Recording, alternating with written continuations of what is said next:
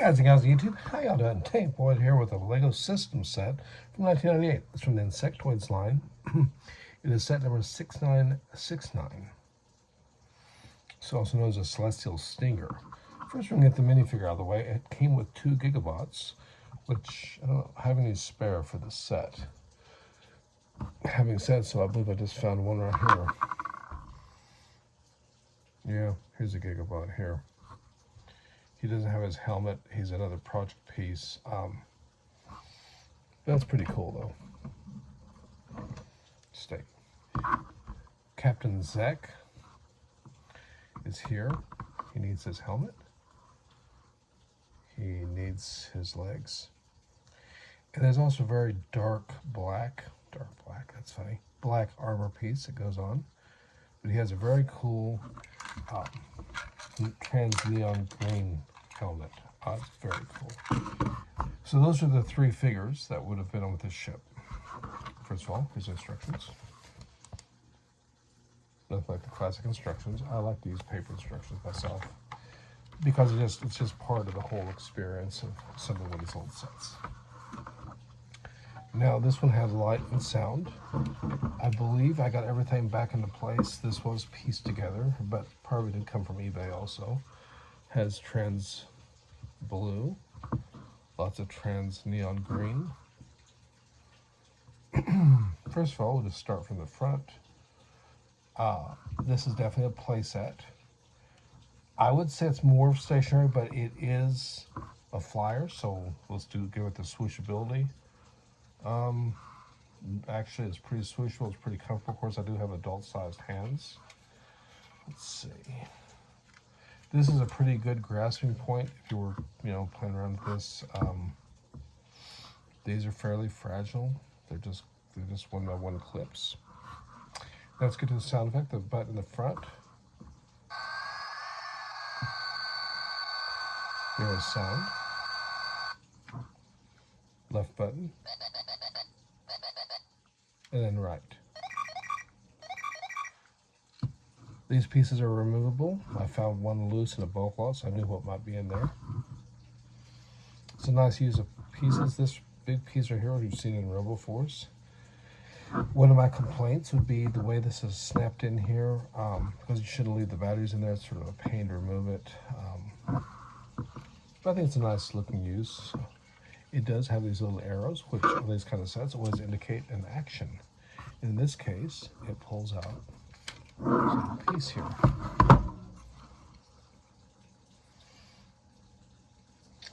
I guess it's something that can be fired off from the back once it's captured one of these little, I'm going to call it an energy crystal.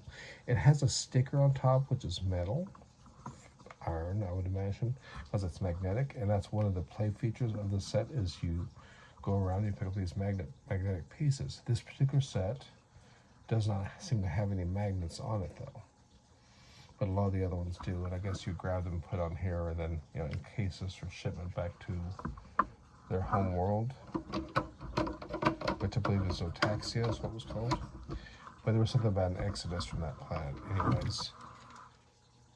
So swooshability is pretty good. Now play features including the magnets are right here.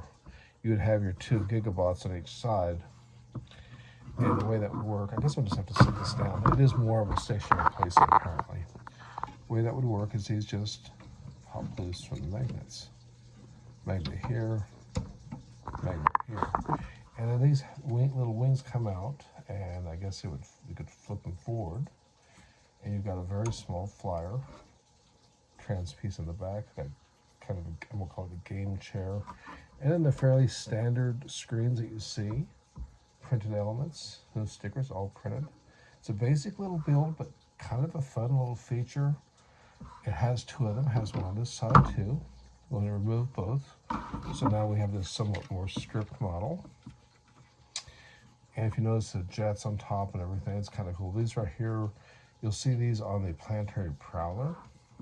I think it's designed to be like something to detect with. Now at this point, what's kind of curious is the ship will actually separate. It will pin through here to here. So I guess this could be left as like a base, which would make sense with this carrying part. Also, these wings do come out, so I guess this could be a flyer on its own. But once your 2 gigawatts are gone, your 2 sided flyers are gone. I don't know how it would fly. I'm not sure. I would imagine it's more like a stationary base, and it can be in position. And then this right here, if you look at the details, has a lot of little jet engines on it, 4 in fact. It, unlike many of these sets from that era, has a complete feel to it. It has little levers in here. It has a cockpit which is accessible, making this very much feeling like a flying device.